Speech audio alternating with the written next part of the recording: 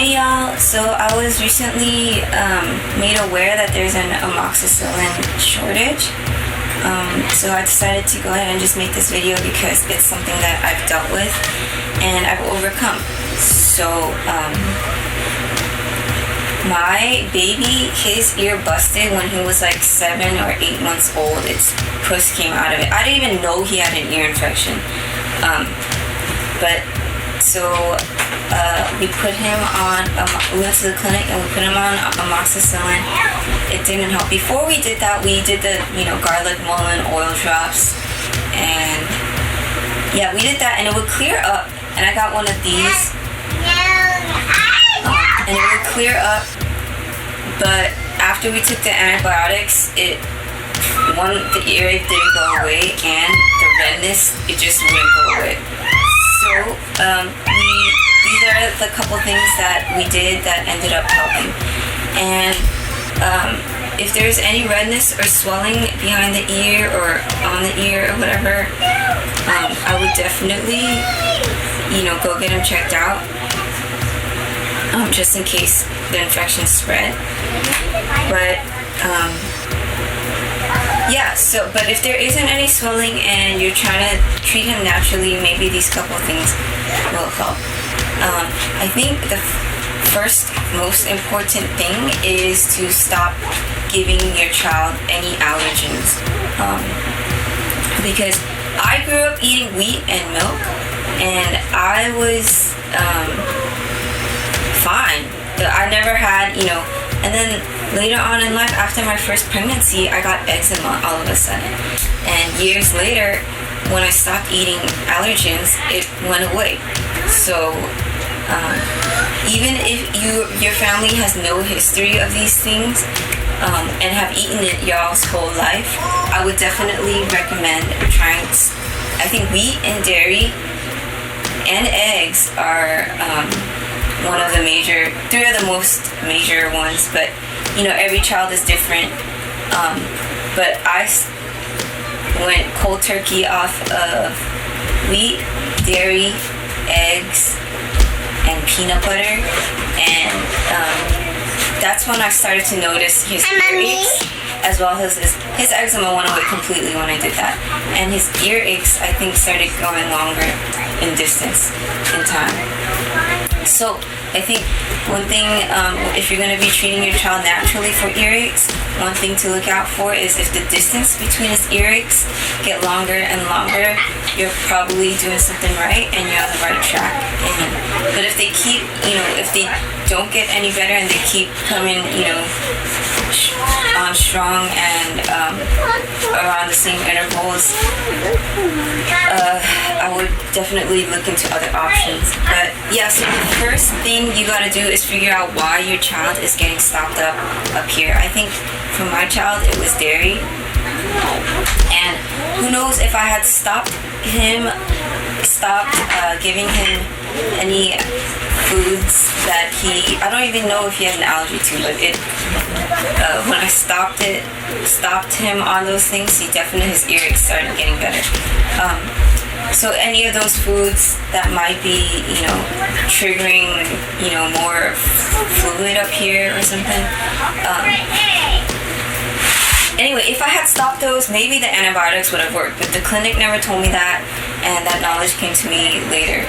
So first, you gotta identify and stop whatever is causing the fluid buildup, and a lot of your eustachian tubes are connected to the back of your nose, I think, and you have tubes up here, and it's connected to the back of your throat.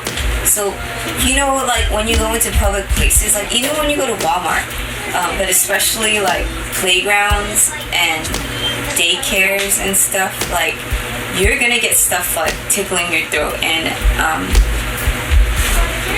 from the throat, it's not that far to the eustachian tubes for a little child especially. So maybe try to avoid situations that have high transmission possibilities.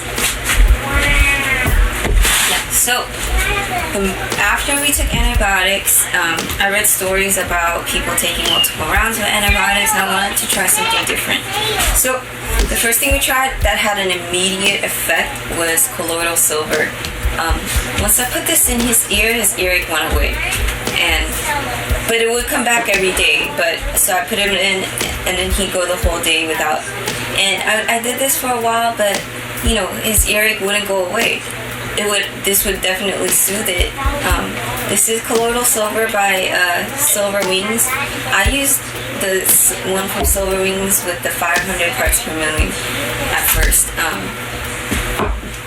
I've got to admit, if you have one of these and you look into his ear after you put in, it looks kind of intense. But anyway, my child, his ear looks completely normal now. He's good.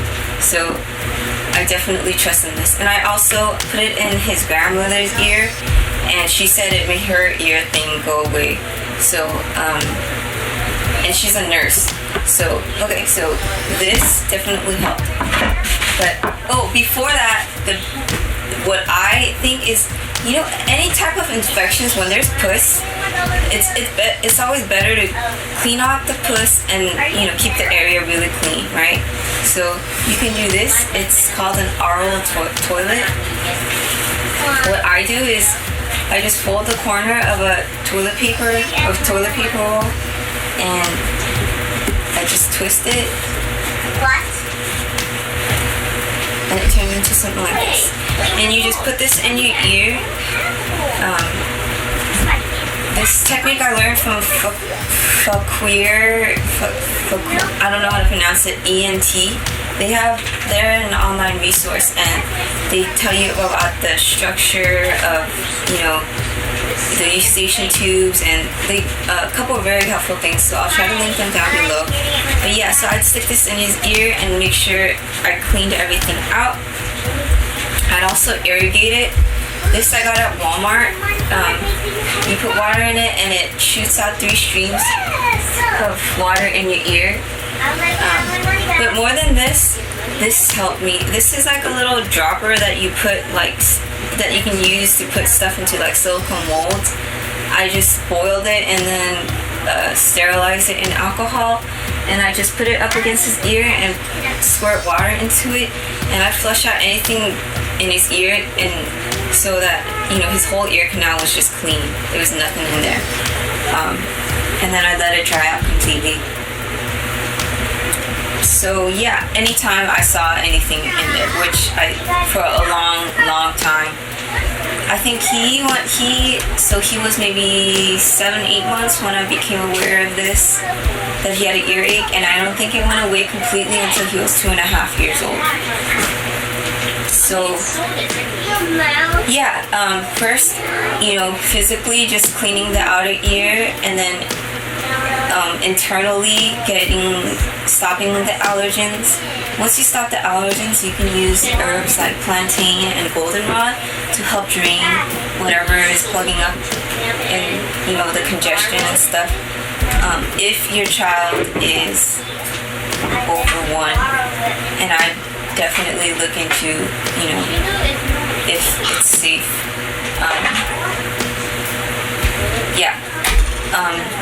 So I gave my child the elderberry drops from Walmart, and I don't know if they did anything, but I finally, for some reason, I didn't call up my herb shop. I don't know. Now I know. Through this experience, I learned you can heal a lot with herbs. There's definitely situations where the hospital will save your life, but if it's a minor thing, or something, hit up your herb shop, or do your online research. Maypop Herb Shop is an herb shop that I highly recommend. If you do not have an herb shop in your area, go ahead and give them a call. They're so helpful.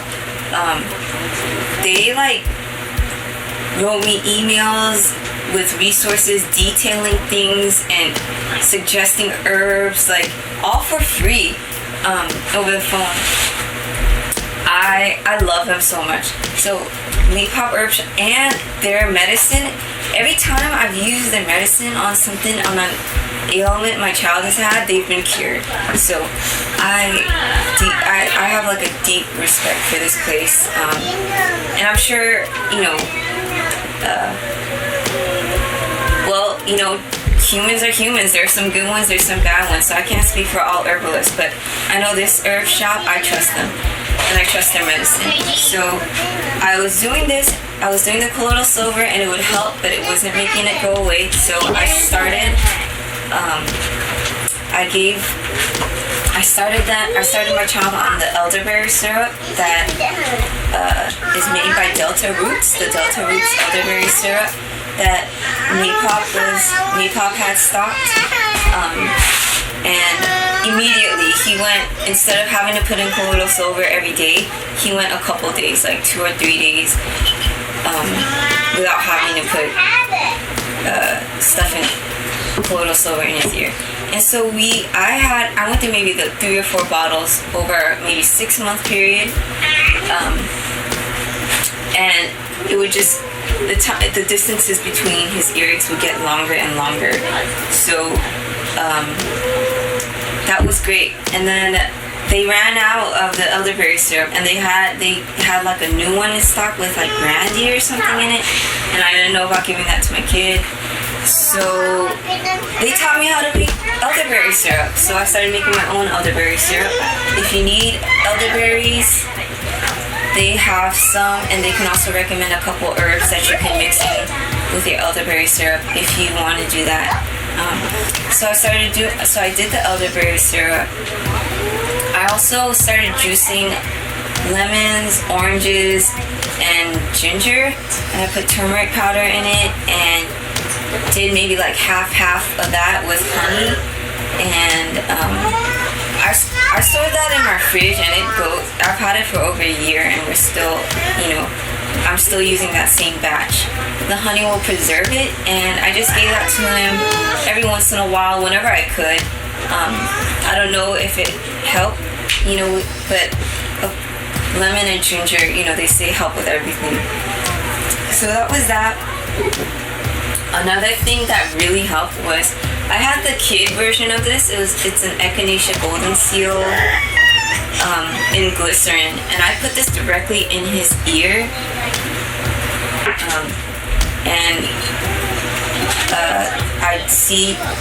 I do this when the baby was either napping or sleeping. So I'd have it in his ear for like 2 hours or something before he rolled over. And every time I put this, there would be like a little bit of pus that I wash out, but then his eardrum would be clear for a couple days. So I did that until I ran out of it.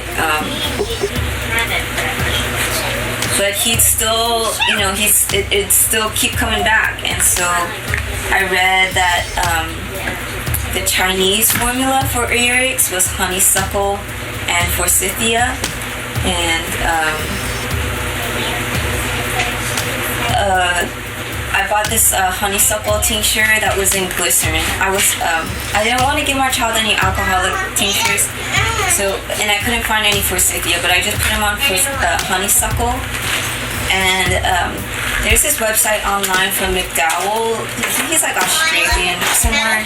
I don't know, but he makes a really powerful tincture for earaches. I didn't try it, but it's got golden seal, horseradish, a bunch of really powerful stuff in it.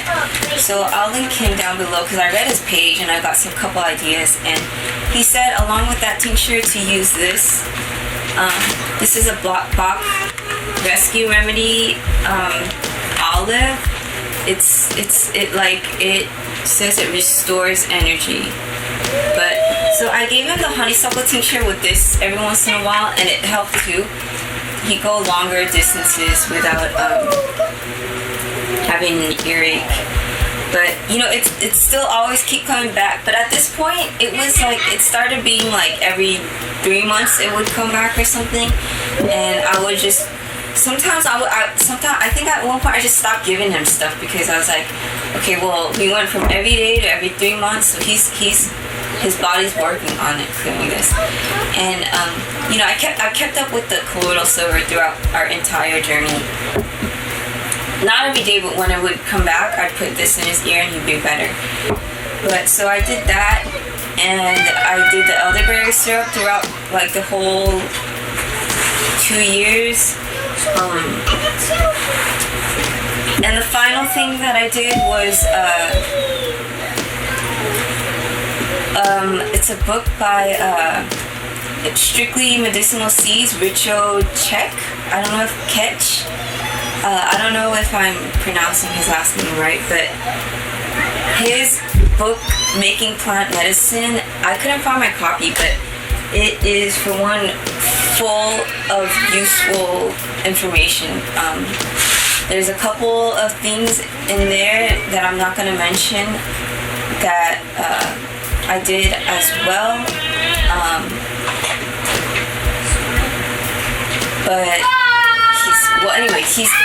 So definitely pick up that book because it has stuff for like almost any situation. It's just a good thing to have for anybody because lots of healing and wisdom. But so yeah, one of the things that he mentions is using scalanthes. So the last time my son got an earache, I was hesitant on giving him this because it's one in alcohol, and they say this is like really powerful, like it'll clear out your gut bacteria just like an antibiotic would. But I gave this to him for 1 day and he hasn't had an earache since. And I think if you use this, I don't know if scalanthes, I don't know if you use this too early, it's going to be as effective. But I had gotten a major hold on his ear infections where like as in between his earaches, I'd be like, oh, I don't think he's ever going to get one again, because we'd go like months without him getting another one. But after his last time, I decided to just try this, and yeah, he hasn't had one since. It's been months. So yeah, I think they say like if you have like more than 3 ear infections a year, or like 3 to 6 or something, you should get surgery or something. So we're safely out of that range. His ears all cleared up. I look in it and it's like just white and just buoyant, and it looks healthy in there. It looks, great. So I'm very happy about that. And I thank the earth for just, having it's just a crazy thing that there's, the earth has these things already growing in its natural form that is so helpful to us. And so I'm very thankful to the earth. And yeah, okay, so one of the few things that I tried that I don't suggest is when you make herbal teas, and herbal teas, if you put herbal teas, like sometimes I think I read that somebody put like calendula tea or like plantain tea directly in the ear. Sometimes when you put it in, you see like leftover plant material left in the ear, and I don't know if like that'll just eventually come out, but I was just worried that it might start like rotting or getting funky. So I took a little bit of soap and put it on the tip of this and just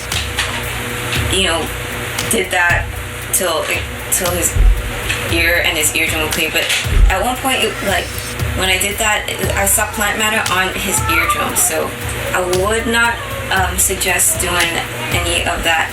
But I mean, you could if you could. Like I did that on my son, and his eardrums looks fine now. But I definitely had to do some cleaning in there to get the plant material out, and I was just uncomfortable with leaving it in there. So yeah, I think that's pretty much it. I hope this video helps somebody. I just want to tell you, it was like a long 2 years, and every night I'd be up at like after the baby went to bed. Every night I'd like get up in the middle of my sleep so I could check his eardrum and put some medicine in and let it sit in there. And yeah, it was, I started getting pretty depressed about it after 2 years, because I was starting to wonder, if I should take him to the doctor or the ENT, and if he would have to get surgery, and the thought of having to put him under anesthesia was really frightening for me and all that. But I just want to tell you to just keep at it, keep believing, keep doing your own research, and keep noticing the patterns, like what helps your own child. And definitely, if you can, get in touch with an herbalist. If a good place to start, like I said, is your local herb shop. But if you don't have one area, I'll definitely link that I talked to below. Ooh, okay, and so my son is starting a tantrum. I should go. Bye. I hope this helps. Happy healing. I think another really popular home remedy is using onions. You can cook them and then put them wrap them in something and put them over the ear. We were just getting into that one towards the end of his ear infections, but I don't know why, but we ended up not using it. But yeah, so also try the onion thing, and good luck. So I forgot to mention, if you're using an otoscope, this one's by Safety First. It worked really well. Make sure you pull the ear to the side and back to get a look at the eardrum. You have to straighten out the ear canal first. And and move the otoscope around a little bit to get, sometimes you only see like half of it, to get a look at the full eardrum. And I've also tried the Bluetooth ones. They made my ear like just feel weird. I don't know, it left like a weird vibe in my ear when I tested it, but it does work if that's the only thing you can find. I got the Bee-Bird one from Walmart. That's the one I got, but it's kind of weird because like when I connected to the YouTube, like a weird name would pop out like all of a sudden. I don't know, it was kind of weird, but it works, and I definitely used it. And another thing is, when you're putting stuff directly in the ear, one, make sure it's clean, and another thing is make sure you pump the tragus. You have to pump the tragus a couple times to get the medicine to go all the way down to the eardrum, or else it'll just kind of form like a bubble and just stay on the top. And then yeah, I think that's it. Oh, and if you're having trouble rinsing it out, maybe use a little bit of soap. Like, make sure it's not like the soap with a ton of chemicals, like a all natural, maybe Castile soap or something. But okay, thanks for watching and hope it helps. Bye.